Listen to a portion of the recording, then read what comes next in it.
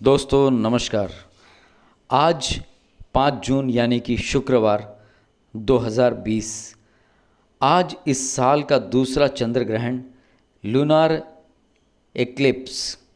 Corona काल की इस आपदा में चंद्र ग्रहण को खगोल विज्ञान के साथ ज्योतिष विज्ञान के लिए भी बहुत अहम माना जा रहा है। खगोल विज्ञान की माने तो चंद्र ग्रहण उस स्थिति में लगता है जब सूर्य, पृथ्वी और चंद्रमा एक सीधी रेखा में आते हैं।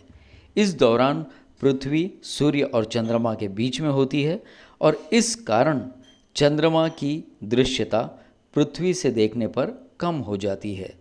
ज्योतिष विज्ञान में इस घटना को बेहद महत्वपूर्ण घटना माना जाता है, क्योंकि इस दौरान वातावरण में सकारात्मकता अधिक छा जाती है। आइए आपको बताते हैं कि साल 2020 के दूसरे चंद्र ग्रहण से जुड़ी हुई हर एक महत्वपूर्ण बात। सबसे पहले आपको बता दें कि 5-6 जून को घटित होने वाला ये चंद्र ग्रहण एक उपछाया चंद्र ग्रहण होगा, जिसकी दृश्यता भारत के अतिरिक्त यूरोप के अधिकांश भागों में जैसे कि अफ्रीका, ऑस्ट्रेलिया, एशिया, दक्षिणी अमेरिका, जिसमें पूर्वी ब्राज़ील, उरुग्वे और पूर्वी अर्जेंटीना भी शामिल है, प्रशांत और हिंद महासागर आदि क्षेत्रों में इसकी दृश्यता होगी।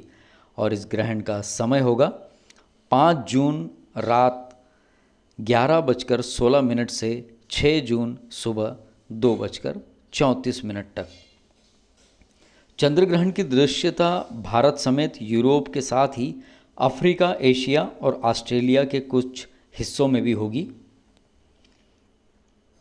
और अगर हम अब बात करें कि पंचांग में इसकी क्या मान्यता है, तो हिंदू पंचांग के अनुसार ये उपछाया चंद्र ग्रहण वृश्चिक राशि और ज्येष्ठ नक्षत्र में है।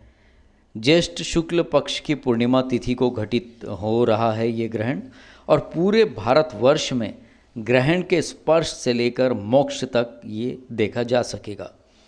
ज्योतिषाचार्यों की माने तो ये ग्रहण एक ग्रहण न होकर चंद्र ग्रहण की उपछाया होगा। चंद्र ग्रहण की उपछाया ग्रहण की श्रेणी में नहीं आती है।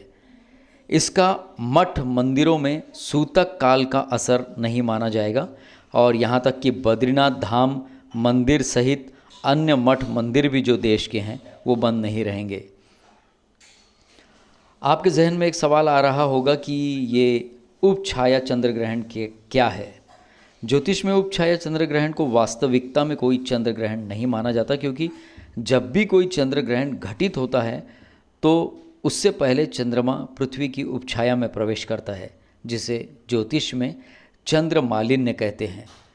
पृथ्वी की इस उपछाया से निकलने के बाद ही चंद्रमा उसकी वास्तविक छाया के अंतर्गत प्रवेश करता है, और इसी स्थिति में वास्तविक रूप से पूर्ण अथवा आंशिक चंद्र ग्रहण लगता है।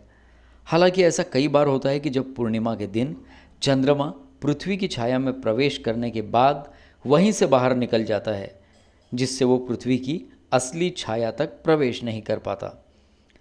इस तरीके से चंद्रमा की सतह से देखने पर चंद्रमा की जो सतह हमें दिखाई देती है धरती से, वो थोड़ी धुंधली सी प्रतीत होती है, और उसका बिंब भी सामान्य रूप से धुंधला पड़ जाता है। ये बिंब कभी कभी तो इतना हल्का हो जाता है कि आप इसे अपनी नग्न आँखों से नहीं देख सकते।